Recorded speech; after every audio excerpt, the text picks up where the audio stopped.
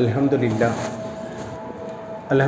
رب العالمین والصلاة والسلام علی رسولہ الامین وعلی آلہ وصحبہ اجمعین اما بعد قد قال اللہ تبارک وتعالی فی القرآن الحکیم والفرقان الحمید اعوذ باللہ من الشیطان الرجیم بسم اللہ الرحمن الرحیم هو الذی ارسل رسولہ بالہدی ودین الحق لیظہرہ علی الدین کلہ ولو کرہ المشرکون قال ایضا ولولا دفع اللہ الناس بعضهم ببعض لفسدت الارض ولكن اللہ ذو فضل علی العالمین تلک آیات اللہ نتلوها علیک بالحق وانک من المرسلین وانک لمن المرسلین صدق اللہ العظیم۔ محترم برادران اسلام، آج ہم یہاں اللہ کی عبادت کے لیے جمع ہیں اور اسلام نے ہر جمعہ کے دن یہ موقع رکھا ہے کہ ہم دین کے تقاضوں کو سمجھیں اور اس کے مطابق جو ہے عمل کرنے کی کوشش کریں۔ آج جس عنوان کے تحت یہاں بولنے کا حکم ہوا ہے وہ ہے کہ ملک کی صورتحال کیا ہے اور اس میں ہماری ذمہ داری کیا ہے۔ تو یہ اللہ تبارک و تعالیٰ کا شکر احسان ہے کہ اس نے ایک اچھے ملک میں ہم کو پیدا کیا ہے۔ آج بھارت کی آبادی 140 کروڑ سے زیادہ ہو گئی ہے، دنیا کا سب سے بڑا ملک، بہترین ملک ہے، ذرائع وسائل، یہاں کے لوگ، یہاں الگ الگ بھاشائیں بولنے والے لوگ، الگ الگ کلچر رکھنے والے لوگ سب مل جل کر رہتے ہیں۔ اچھا، یہاں کی پرانی سنسکرتی ہے جو اخلاق پہ ہے کہ اخلاق کے ساتھ لوگ ایک دوسرے کو پیش آتے ہیں، اس لیے آپ دیکھیں گے کہ زیادہ مسائل پیدا نہیں ہوتے ہیں کہ سفر میں اکیلی خاتون بھی سفر کر رہی ہے، بس میں، ٹرین میں، تب بھی آج بھی لوگ بڑی خیریت کے ساتھ بچوں کے ساتھ خواتین اپنے گھروں پر پہنچ جاتی ہیں۔ سارے موقع الحمدللہ یہاں پر اویلیبل ہیں اور استعمال کر سکتے ہیں۔ پھر یہاں کا قانون بھی بہت اچھا ہے، یہاں کا سنویدھان بھی بہترین ہے، وہ سب کو برابر حق دیتا ہے۔ وہ یہ کہتا ہے کہ اس ملک کا کوئی مذہب نہیں، یہ ملک سارے مذہب والوں کو ایک آنکھ سے دیکھتا ہے، سب کو اپنے مذہب کے مطابق عمل کرنے، عبادت کرنے، اپنے پرسنل لا پہ چلنے، سب کا حق ان کو حاصل ہے، کمانے، کھانے، بزنس کرنے، کوئی کسی کو روک نہیں سکتا۔ کوئی ایجوکیشن جو لینا چاہے وہ بہترین ایجوکیشن لے سکتا ہے۔ تو یہاں موقع اور ذرائع وہ سب ہیں جو اسلام چاہتا ہے۔ اسلام ایک ایسا ہی ملک چاہتا ہے جہاں یہ سارے موقع لوگوں کے اندر باقی رہنا چاہیے۔ کوئی سیکھنا چاہتا ہے، کوئی کمانا چاہتا ہے، کوئی آگے بڑھنا چاہتا ہے، تو اس کو سارے اختیار ہیں کہ آپ چاہیں تو آپ یہاں گھر بنائیں، بلڈنگیں بنائیں، ہاسپٹل بنائیں، یونیورسٹیاں کھولیں، مساجد بنائیں، مدرسے کھولیں، یہ سب کا اختیار الحمدللہ اس حق جو ہے اس سنویدھان نے اور ہمارے دستور نے ہم کو دیا ہے۔ لیکن آپ دیکھتے ہیں کہ گھر بھی ہے تو اس میں بھی کچھ بگاڑ پیدا ہو جاتا ہے۔ تو کچھ یہاں بھی ایسے ایلیمنٹس ہیں، ایسے لوگ پیدا ہو گئے ہیں جو نفرت پیدا کر رہے ہیں، جو لوگوں کو جو ہے ایک دوسرے سے لڑانے کی کوشش کر رہے ہیں۔ ان کے پیش نظر یہ نہیں کہ ملک کی ترقی کیسے کی جائے۔ اگر اس ملک کی ترقی کی جائے تو یہ دنیا کا پتھ پردرشک بن سکتا ہے، رہنما بن سکتا ہے، کیونکہ آپ دوسرے ملکوں کو اگر آپ دیکھیں گے، کمپیئر کریں گے، تو وہ ملک ایسے ہیں کہ وہاں ایک ہی ذاتی دھرم کے لوگ رہتے ہیں۔ ابھی مجھے جانے کا موقع ہوا تھا UAE، دبئی جس کو کہتے ہیں، تو وہ 7 ملکوں سے جڑا ہوا ہے اور 7 ملکوں پہ مشتمل ہے۔ بہت اچھا ہے، سکون ہے، سب ڈیولپمنٹ ہے وہاں، لیکن میجورٹی وہاں کے جو باشندوں کی زیادہ جو رہنے والے ہیں وہ مسلمان ہیں۔ ٹوٹل اس کی آبادی 1 کروڑ ہے، 1 کروڑ میں 90 لاکھ لوگ باہر کے ہیں، بھارت کے، پاکستان کے، بنگلہ دیش کے اور دوسرے ملکوں کے، اور عرب لوگ صرف 10 لاکھ ہی ہیں اس کے اندر۔ اتنا ملک ہے وہ، لیکن بہت شاندار، دنیا میں سب کے لیے ماحول کھلے ہوئے ہیں۔ اور آج بھی وہ یہ کہہ رہے ہیں کہ آپ آ کر اگر یہاں انڈسٹری کھولنا چاہیں تو کھولیے، آپ سروس کرنا چاہیں تو پوری دنیا کے لیے انہوں نے اپنے آپ کو جو ہے اوپن رکھا ہے۔ لیکن ایک ہی دھرم کے وہاں لوگ رہتے ہیں۔ ایسے سعودی عرب آپ لیجئے، پھر انگلینڈ لیجئے تو وہاں انگریز رہیں گے، امریکہ میں بھی انگریز زیادہ دکھیں گے آپ کو، یا تھوڑے سے جو ہے نا کالے جو لوگ ہوتے ہیں، حبشی ہوتے ہیں، وہ اس لوگ ہیں بس۔ لیکن بھارت میں کیا ہے، رنگا رنگ ہے، کوئی تیلگو کہتا ہے، کوئی تمل کہتا ہے، کتنی بھاشائیں یہاں کی رجسٹرڈ بھاشائیں نوٹ پہ بھی آتی ہیں، آپ دیکھتے ہیں ویسا ہے، کئی دھرم اور ذاتیاں ہیں۔ تو یہاں یہ پھیلاؤ جو ہے ایسا کسی اور ملک میں آپ کو دیکھنے کو نہیں ملے گا۔ دنیا کا سب سے بڑا ملک ہے، واحد ملک ہے اور اتنا پھیلا ہوا ملک ہے۔ اسی لیے جب لوگوں نے یہاں قربانیاں دیں اور اس ملک کو آزاد کیا تو اس کے سنویدھان کو ایسا رکھا کہ سب کے لیے برابر موقع حاصل ہونا چاہیے۔ اب جو کچھ ہمارے ملک کے اندر سنگین واردات ان دنوں میں بھی ہیں، اس میں سب سے زیادہ ہے منی پور کا واقعہ۔ آپ دیکھیں گے کہ ایسی درندگی کبھی جہالت میں بھی نہیں ہوگی۔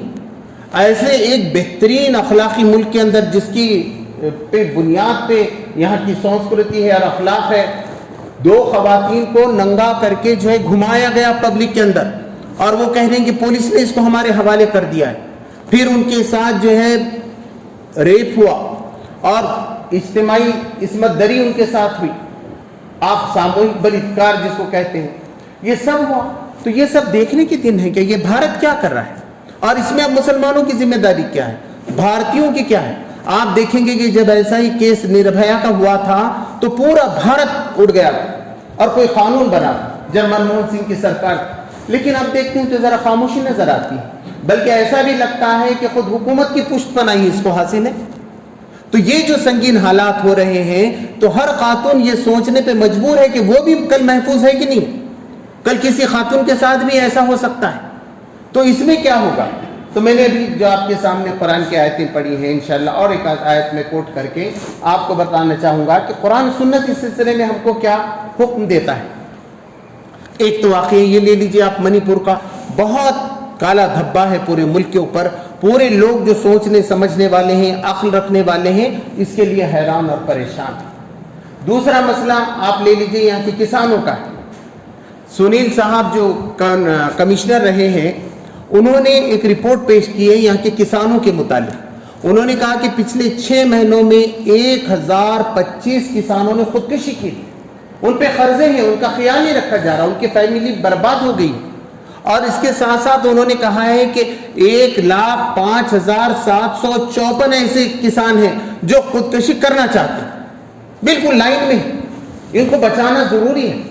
اس لیے ہماری جماعت اسلامی ہند میں کام کرتا ہوں، تو ہماری قرارداد میں ہم نے پیش کیا، حکومت سے مطالبہ کیا ہے کہ ان کی طرف دیکھیے، اور منی پور میں بھی کیا ہے کہ یہ دونوں سینٹرل گورنمنٹ کو بھی اور وہاں کی اسٹیٹ گورنمنٹ کی بھی یہ ذمہ داری تھی، بلکہ جن کے ساتھ یہ واقعہ ہوا 2.5 مہینے تک ان کی گرفتاری نہیں ہوئی، وہاں کے انٹرنیٹ کو بند رکھا گیا ہے۔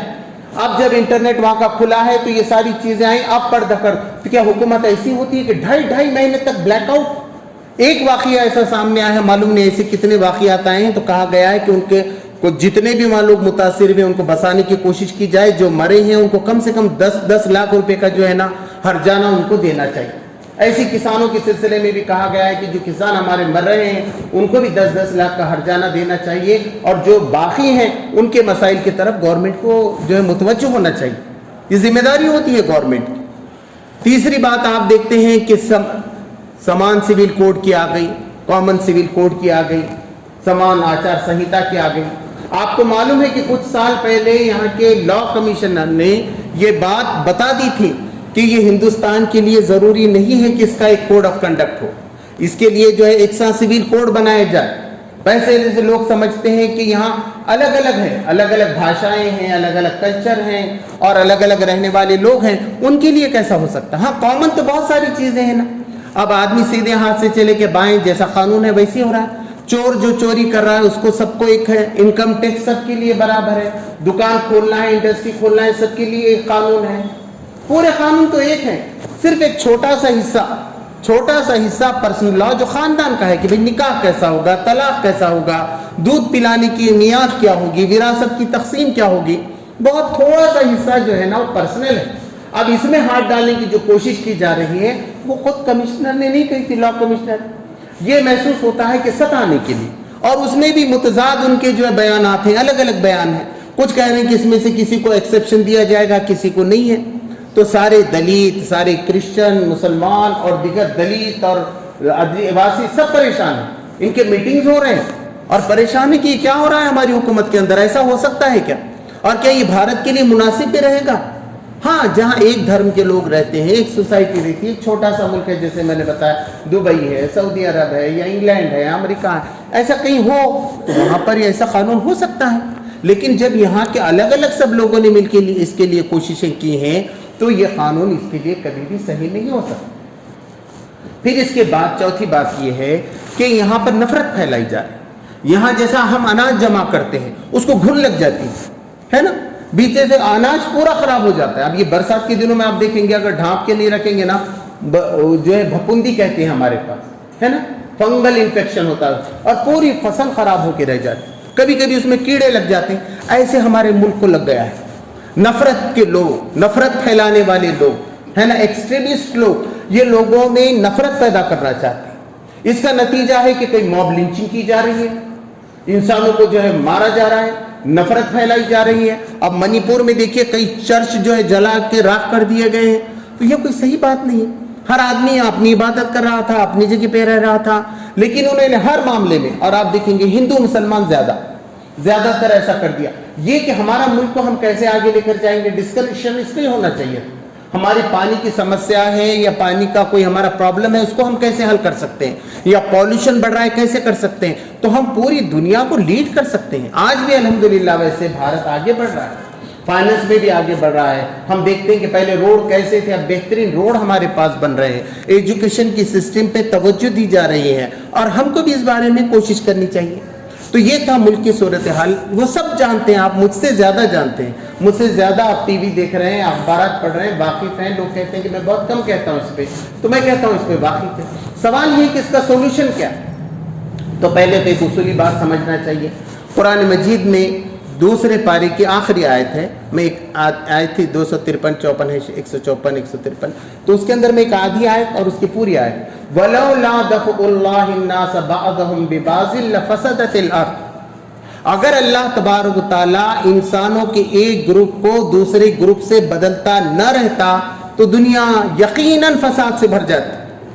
تو اللہ تبارک و تعالیٰ کیا کرتا ہے, کبھی ایک کی حکومت نہیں رہتی.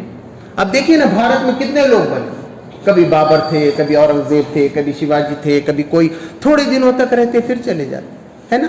اندرا گاندھی صاحبہ تھیں, جواہر لال نہرو تھے, کیسے کیسے لوگ تھے پہلے کے, نہیں ہے آج دنیا کے اندر. تو دنیا میں کیا ہوتا ہے معلوم ہے, اللہ تبارک و تعالیٰ بدلتے رہتے.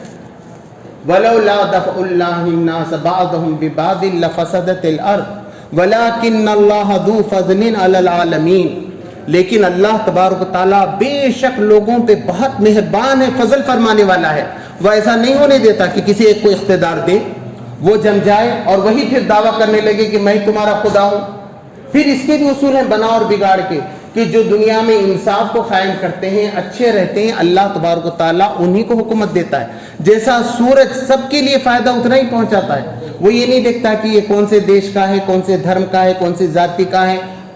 اللہ کی نعمت سب کے لیے برابر, بارش سب کے کھیت میں برس رہی, ایسا نہیں کہ کسی کے کھیت میں برستی ہے کسی کے کھیت میں نہیں. ایسی یہ اقتدار بھی جو ہے, یہ حکومت بھی ایسی ہے, جو قوم آگے بڑھے گی, پڑھے گی, لکھے گی, وہی راج کرے گی. آپ دیکھیے قرآن مجید شروع ہوا اقرا سے, اقرا باسم ربک الذی خلق, پڑھو اپنے رب کے نام سے جس نے تمہیں پیدا. آج جو قوم پڑھ رہی ہے وہ لیڈ کر رہی ہے. امریکہ اور انگلینڈ زیادہ سے زیادہ پڑھتے ہیں, وہاں کے جتنے اچھے لوگ ہیں کم سے کم سال میں 25 کتابیں پڑھتے ہیں. اب جو لوگ ایجوکیشن سے رہیں گے, ہم کیا کرتے ہیں, ہمارے بچوں کو بھی ہم نے جب ایجوکیشن دلایا, ہمارے بچے قابل نکلے, انجینئر بنے, ڈاکٹر بنے, کتابیں پڑھنے سے بڑھے نا. لیکن ماں باپ گھر میں کوئی کتاب نہیں پڑھتے, ہے نا. بچوں کو تو مار رہے ہیں کہ تم جا کے پڑھو. اچھا اسکول ختم ہو گیا تو پڑھنا بند کیا, نہیں ہے. تاجہ سراغ زندگی میں مولانا ابو الحسن ندوی رحمۃ اللہ علیہ نے یہ بات لکھی ہے کہ عالم بننے کے بعد آدمی عالم بنتا ہے, اس کے بعد اسے کئی کتابیں پڑھنا ہوتا ہے. وہ پڑھنے کی ایبلٹی اپنے اندر پیدا کر دیتا ہے. ایسا نہیں کہ بن کے آ گیا تو ختم.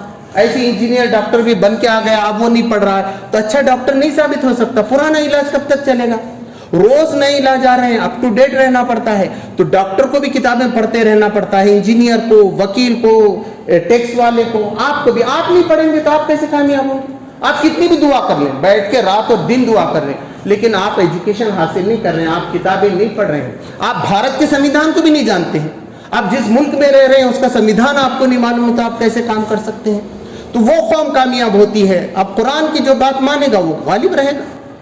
تو اللہ تبارک و تعالیٰ نے یہ بات بتائی. پھر یہ بتائی کہ یہ آیتیں ہیں کھلی کھلی جو ہم تمہارے سامنے بیان کر رہے ہیں نبی صلی اللہ علیہ وسلم, اور بے شک تم رسولوں میں سے ہو, یقیناً انک لمن المرسلین, بے شک تم جو ہے رسولوں میں سے ہو. اس لیے ہم کو ڈائریکٹ معلوم ہو گیا. اب اس سے بڑی بات کیا ہو سکتی تھی مجھے, اللہ تبارک تعالیٰ ہم سے کیسے بتا سکتا. اللہ نے اب ہمارے سامنے ایک لکھی لکھائی کتاب ہمارے سامنے پیش کر دی, قرآن. اب اس کے بعد بھی لوگ رہنمائی سے حاصل نہ کریں, تو اب خدا کے سامنے ہم کیا جواب دیں گے؟ اس میں سارے مسئلے کا حل ہے، لیکن ہم نے پڑھا نہیں، پڑھا تو بھی عربی میں پڑھا۔ اب جیسے میں یہ پڑھوں آپ کے سامنے اور اس کا ترجمہ نہ کروں، هو الذی ارسل رسولہ بالہدی ودین الحق لیظہرہ علی الدین کلہ ولو کرہ المشرکون۔ کیا سمجھ میں آیا آپ کو؟ آپ نے سمجھا نہیں قرآن کیا بولنا چاہ رہا ہے۔ قرآن یہ کہتا ہے وہ اللہ ہی ہے جس نے اپنے رسول کو ہدایت اور دین حق دے کر بھیجا تاکہ اس کو تمام ادیان پہ غالب کر دے۔ اللہ کہتا ہے میرا قانون چلنا چاہیے، زمین اللہ کی ہے، اللہ تبارک تعالیٰ حاکم ہے، تو یہاں حکومت بھی اللہ تبارک تعالیٰ کی ہونی چاہیے، اللہ کے قانون کے مطابق ہونی چاہیے۔ یہ فرض ہے مسلمانوں کو۔ مسلمان جہاں کے رہیں پہلے قرآن کو پڑھیں، نبی صلی اللہ علیہ وسلم کی زندگی کو جاننے کہ حضور صلی اللہ علیہ وسلم نے کیسے کام کیا۔ آپ سوچئے 1400 سال پہلے کوئی بات ماننے کے لیے نہیں تیار تھا حضور صلی اللہ علیہ وسلم کا، مکہ والے نہیں مان رہے تھے، مگر اللہ تبارک تعالیٰ نے فرمایا رفعنا لک ذکرک۔ کیسی ہوا؟ حضور صلی اللہ علیہ وسلم کی مخالفت ہوئی، اس کے نتیجے میں لوگ اور زیادہ قریب آ گئے، پھر اللہ کے رسول صلی اللہ علیہ وسلم کا نام بڑھتا گیا، اور آج خود امریکہ اور انگلینڈ کے لوگ کہہ رہے ہیں کہ دنیا میں سب سے زیادہ نام اگر کسی کا دنیا میں لیا جاتا ہے تو حضرت محمد صلی اللہ علیہ وسلم۔ 5 وقت نماز ہو رہی ہے، اور اسی وقت کہیں عصر کی اذان ہو رہی ہے، کہیں فجر کی اذان ہو رہی ہے، کہیں عطیات میں آدمی کلمہ وہ اشہد پڑھ رہا ہے، تشہد پڑھ رہا ہے، اور اس کے بعد جو ہے درود پڑھ رہا ہے۔ کہیں نہ کہیں حضور صلی اللہ علیہ وسلم ایک سیکنڈ ایسا نہیں گزرتا جب نام محمد صلی اللہ علیہ وسلم دنیا میں نہیں لیا جاتا۔ آج ہمارے لیے بھی ایسی ہے، لوگ کہہ رہے ہیں کہ ہندو راشٹر قائم کرنا ہے، لیکن پورا ٹی وی کھولیے اسلام، قرآن، محمد صلی اللہ علیہ وسلم، آپ کی تبلیغ ہو رہی ہے۔ اس سے فائدہ اٹھانے کا ہے، جیسا یہ موسم ہے برسات کا، ایسا موسم ہمارے لیے آیا ہوا ہے، تو یہ ذمہ داری ہے ہماری کہ ہم لوگوں کے سامنے رکھیں، جدوجہد کریں۔ اب یہ جو کسان مر رہے ہیں اس کے لیے کیا ہے؟ تو اللہ تبارک تعالیٰ نے کہا کہ سود کا لینا اور دینا بالکل حرام ہے، بلکہ اللہ کی جنگ ہے ان لوگوں سے جو سود کا لین دین کر رہے ہیں۔ تو ہم بھی خود سود کا لین دین نہ کریں۔ اب جو باغی بننا چاہے اللہ اس کے رسول کا، تو ہم اس کو کچھ بھی نہیں کر سکتے، پھر اس پہ اللہ کا عذاب آتا ہے، یہ مصیبتیں آتی ہیں۔ ہم یہاں پڑھیں گے کہ بھئی قنوت نازلہ پڑھیں گے کہ ان کے گھر ٹوٹ جاؤ، ہوگا یہ کہ جو بدماش ہے اس کے گھر پہ بلڈوزر چل جائے گا۔ میں جسٹیفائی نہیں کر رہا ہوں آج کے موسم پہ، لیکن اگر کہیں کا قانون ایسا ہے کہ گنہگار کے گھر توڑے جاتے ہیں تو وہ تو ٹوٹیں گے۔ اللہ پہلے تو ہم کو یہ چاہیے کہ ہم یہاں ایسا ماحول بنائیں لوگوں کے درمیان کہ محبت کا، اور سب ہے۔ ہم یہ کہہ رہے کہ یہ موقع نہیں ہے، ایسی بات نہیں ہے۔ اب یہ رمضان ہم ہر وقت جمعہ پڑھتے ہیں، اس کے اندر یہ بات آتی ان اللہ یامرکم بالعدل، اللہ تمہیں جو ہے نا عدل کا حکم دیتا ہے، انصاف قائم کرو ہر جگہ۔ دوسری جگہ بہت زبردست بات فرمائی گئی، سورہ نساء کے اندر فرمایا گیا یا ایھا الذین آمنوا کونوا قوامین بالقسط شہداء للہ، اے ایمان والو انصاف کے علم بردار بنو، جھنڈا وہاں، علم یعنی جھنڈا، تمہارے ہاتھ میں انصاف کا جھنڈا ہو، تم بولو سب سے زیادہ ہم انصاف کرنے والے، ہم بے انصافی نہیں کرنے دے سکتے۔ یہ اللہ کی فوج ہے۔ مومن کس لیے ہیں یہاں پر؟ اللہ کے قانون کو آگے لانے والے، انصاف قائم کرنے والے، اس کے نتیجے میں جنت فردوس ملے گی۔ ایسا نہیں کہ ہم یہاں بیٹھے بیٹھے جمعہ کی نماز پڑھ رہے ہیں، وہاں عورتوں کو ننگا کر کے مارا بھی جا رہا ہے، کسان خودکشی بھی کر رہے ہیں، سماج کے اندر برائیاں بھی پھیل رہی ہیں، میرے لیے تو جنت طے ہو گئی۔ اللہ نے کیا اس لیے بھیجا تھا کہ محمد صلی اللہ علیہ وسلم کی زندگی یہ بتاتی ہے، صحابہ کی زندگی یہ بتاتی ہے رضی اللہ تعالیٰ عنہ کی نہیں، مسلمانوں کا فرض ہے کہ قرآن سنت پڑھ کے یہ رہنمائی بتائیں۔ اور اس سے زیادہ بہتر بات کیا ہوتی تھی کہ اللہ تبارک و تعالیٰ نے وہ لکھی لکھائی کتاب آپ کے پاس بھیج دی ہے۔ آپ صرف اتنا کہہ سکتے ہیں کہ ہمیں عربی نہیں آتی تھی، اللہ کہے کہ تمہیں انگلش بھی نہیں آتی تھی، وہ بھی دوسروں کی تھی، لیکن انجینئر ڈاکٹر بننے کے لیے تو آپ نے انگلش سیکھ لی۔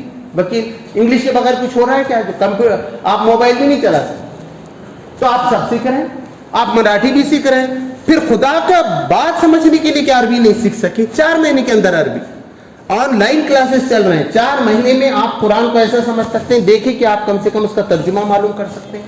جیسے میں آپ کو پڑھ کے سنا رہا ہوں، ہم نے بھی ایسے ہی سنا۔ اب ہم کہتے ہیں موبائل غلط ہے، موبائل کیا غلط ہے؟ موبائل میں اچھی چیزیں بھی، آپ اسے عربی بھی سیکھ سکتے ہیں، تجوید بھی سیکھتے ہیں، مولانا کے بیانات بھی سیکھ سکتے ہیں، یہ سائنس اور ٹیکنالوجی ہے۔ تو مسلمانوں کی اصل ذمہ داری یہ ہے کہ آگے بڑھیں اور لوگوں کو بتائیں۔ آج ہمارے نوجوان بتایا جا رہا ہے، پونا میں گیا، بڑے بڑے لوگ اظہار خیال کر رہے ہیں، ہمارے نوجوان رات بھر جاگتے ہیں، صبح صبح آ کر سو جاتے ہیں۔ تو ہمارا کام ہے نا ان کو بتائیں، ان کے ہاتھ کو کام دیں۔ یہاں کام بہت ہے، آج اتنی گورنمنٹ کی جو ہے سبسڈیز مل رہی ہیں, پروگرام ہے, DIC کی طرف سے ہے. میں خود ڈائریکٹر ہوں آل انڈیا لیول پر رفات chamber of commerce and industries کا. ہم سکھا رہے ہیں کہ پورے موقع ہیں, آپ آئیے, آپ کیا کرنا چاہتے ہیں بتائیے. آپ پڑھنا چاہتے ہیں, ہر قسم کی اسکالرشپ آپ کے لیے, بولیے آپ کون سے میدان میں جانا چاہتے ہیں. کوئی بھی رکاوٹ ہے تو ہمارے پاس آئیے. مسجد سے بھی ہم نے اعلان کیا, کوئی بیمار ہے تو یہاں آئے, کوئی مقروض ہے تو آئے. انشاءاللہ اسلام ہر ایک کا حل پیش کرتا ہے. اسلام ایسا نہیں ہوتا ہو گئی دعا نماز اب چلے جاؤ تم, ایسا تو حضور نے نہیں کیا. حضور صلی اللہ علیہ وسلم کا یہ تھا کہ ہم ہر ایک کا مسئلے کا حل کریں گے, اور قرآن و سنت اس کی پوری رہنمائی کرتا ہے. اس کا پورا سسٹم ہمارے پاس بیٹھا ہوا ہے. کسی کو گرفتار بھی کر لیا گیا, ابھی APCR کی طرف سے دیکھیے گا, association for the protection of civil rights, کسی بھی طریقے سے کسی کو گرفتار کیا گیا, اس کو چھڑا کے لایا جا سکتا ہے, غلط معاملے میں پھنسایا نہیں جا سکتا. یہاں پر قانون ہے, کورٹ ہے. ہمارا ملک بہت اچھا ہے, بہت زیادہ مہنگا بھی نہیں ہے ایسا کورٹ کچہری کے لیے آپ نہیں پہنچ سکتے ہیں وہاں تک. کونسل ہے, شرعی اصلاح کے ہمارے پاس ادارے چل رہے ہیں, دارالقضاء ہے نا, علماء ہیں, مفتیان ہیں, مدرسے ہیں, سب کچھ اویلیبل ہے ہمارے پاس. آپ جو بھی سیکھنا چاہیں تو آپ چاہے انجینئر بننا چاہیں, ڈاکٹر بننا پڑے گا. اور علم حاصل کرنا جو بات بتائی گئی ہے وہ دین کا علم بھی ہے. اسلام نے دین کا علم, اور دین کا علم الگ ہے اور دنیا کا علم ایسا نہیں بتایا. دین کا معاملہ یہ ہے کہ دنیا کی ہر چیز کو آپ استعمال کرو اللہ کے احکام کے مطابق. آپ ہر کچھ کر سکتے ہو, خوب پیسے کماؤ. کہ اللہ نے کہا ایسا کہ غریبی میں رہو؟ کہیں نہیں. آپ پورا قرآن پڑھیے, وہ کہتا ہے کہ دیکھو کیسے سلیمان علیہ السلام تھے, ان کی بلڈنگیں کیسی تھیں, ان کے پاس گھوڑے کیسے تھے, ان کے پاس جو ہے ان کا جو کشتیاں چلتی تھیں, صبح کا چلنا 1 مہینے کا تھا, شام کا چلنا 1 مہینے کا. قرآن کہتا بل جوار المنشآت فی البحر کالآلام, دیکھو ہم نے سمندر میں کیسی کشتیاں بنا دی ہیں پہاڑوں کی مانا. کیا کر رہے ہیں اب ہم دبئی گئے تو معلوم ہوا وہ کنٹینر بن کے بھیجنا پڑتا ہے. بھارت سے پورے لوگ بھیج رہے ہیں, چاول جا رہا ہے, سبزی جا رہی ہے, ہم اس سے فائدہ ہی نہیں اٹھا رہے. خالی ہم یہاں پڑھ رہے ہیں کہ ہاں اللہ نے بنایا, اللہ نے بنایا. اللہ کہتا ہے یہ سخر الشمس والقمر, ہم نے کیوں مسخر کیا؟ لوگوں نے سورج سے سولار انرجی نکالی, ہم نے کیا نکالا؟ آج پولوشن ہے, اس کے سلسلے میں ہم کیا کر رہے ہیں؟ قرآن کہتا ہے تم غور فکر کرو, لعلکم یفقہون, شاید کہ وہ سمجھیں, عقل سے کام لو. اللہ تبارک تعالیٰ کہتا ہے تم کو عقل نہیں ہے. اب گھر میں بھی کوئی آدمی ہے وہ کماتا نہیں ہے نا, سب کے حقوق ہے. اب ابا وہ بھائی کو دیے, مجھے کیوں نہیں دیے؟ وہ کہتا ہے وہ بڑا بھائی کما رہا ہے تیرا, تو نہیں کما رہا, کیا ہوتا ہے بیٹا نہیں ہوں کیا میں تمہارا؟ تو یہ حق لینے کی بات ہے. بھارت میں بھی ایسی ہے. مسلمان ہم کیا کر رہے ہیں؟ حق آیا تو ہمارا حق نہیں ہے کیا؟ سنویدھان میں ملک کے لیے کیا کیا؟ اب آسام کے مکھیہ منتری یہی آپ پڑھیے, وہ کہہ رہے ہیں ہم پہلے کے علماء کو سلام کرتے, انہوں نے قربانی دی تھی, وہ لٹک گئے تھے جھاڑوں پر, انہوں نے آزادی دلائی تھی بھارت کو. ہم پوچھتے ہیں آزادی کے بعد مسلمانوں نے کیا کیا, آزادی کے بعد علماء نے کیا کیا؟ وہ سوال اٹھا رہے ہیں, آپ کو جواب دینا پڑے گا. ہم نے ملک کے لیے کیا کیا؟ میں نے لاتور کے لیے کیا کیا؟ یہاں کے پانی کے مسئلے کو حل کرنے کے سلسلے میں نے کیا کیا؟ یہاں کے ایجوکیشن پہ نگاہ رکھنے کے لیے میں نے کیا کیا؟ یہاں کے بے روزگار کو روزگار دلانے کے سلسلے میں میری کوشش کیا ہے؟ لوگ تو خالی دنیا کی حکومت کے سامنے جواب دیں, ہم تو اس مولا کے سامنے جواب دیں. حضور صلی اللہ علیہ وسلم نے کہا تم سب کا حساب ہونا ہے, یہاں نہیں ہوگا آخرت میں ہوگا. آپ کیا کر کے آئے؟ آپ کا ایک ایک سیکنڈ کیسے گزر رہا ہے؟ ہمارے ٹیچر ہیں تو کیا واقعی اپنے بچوں کو ویسا پڑھا رہے ہیں جیسا پڑھانا چاہیے؟ ایسا ہونا چاہیے اسٹینڈرڈ کہ لوگ کہیں کہ صاحب اردو میڈیم اسکول میں جائیے, آپ بچے وہاں بنتے ہیں ہے نا. اگر خدا نہ خاصہ ٹیچروں میں کوئی کمزوری ہے تو ہم کو ان کو ٹریننگ کلاسز لینا پڑے گا. اگر سائیکالوجی کے مسئلے ہیں, لوگوں کے اندر جھگڑے, آج کل طلاق کتنے ہو رہے ہیں, اس کی درستی کے سلسلے میں ہم کو توجہ دینا پڑے گا. ایک مسئلہ یہ بھی رہا کہ صاحب ہماری لڑکیاں جا کے باہر غیر مسلموں سے بہت شادی کر رہی ہیں. غلط بات ہے, اتنا بھیانک سفر نہیں ہے, کسی کے پاس کوئی سروے نہیں ہے. مگر لوگوں نے کہا تو کیا ہماری بیٹیاں ایسی ہیں کہ کالج کو بھیجے تو بھاگ جاتی ہیں؟ وہ اس سے ہماری بیٹیوں پہ کتنا اثر پڑ رہا ہے. لڑکیوں نے رو رو کر کہا ہمیں اچھا نہیں لگتا ہمارے قوم کے لوگ ہم پہ ایسا شک کر رہے ہیں. کیوں شک کر رہے ہیں؟ اگر دل میں تقویٰ ہے تو کوئی گناہ کا کام نہیں کر سکتا. ہمارا کام ہے لوگوں کے اندر تقویٰ پیدا کریں, پازیٹیو چینجز لائیں. ان کو علم نہیں ہے علم سکھائیں, ان کو پیسہ نہیں ہے پیسہ سکھائیں. مرد بھی پیسہ کما سکتے ہیں, عورتیں بھی پیسہ کما سکتی ہیں. ہم نے کئی پروگرامز ایسے بتائے کہ عورتیں گوشے پردے میں اپنے گھر میں رہ کر کئی کام کر سکتی ہیں, آج آن لائن کام کر سکتی ہیں. ہمیں ہر گھر میں ہر آدمی کو کام بھی دینا پڑے گا, اسے ایجوکیشن دینا پڑے گا, ان کے مسائل کو حل کرنا پڑے گا. آپ یہ کیجئے, حکومت آپ کی ہے, اللہ دوسروں کو کیوں دے گا؟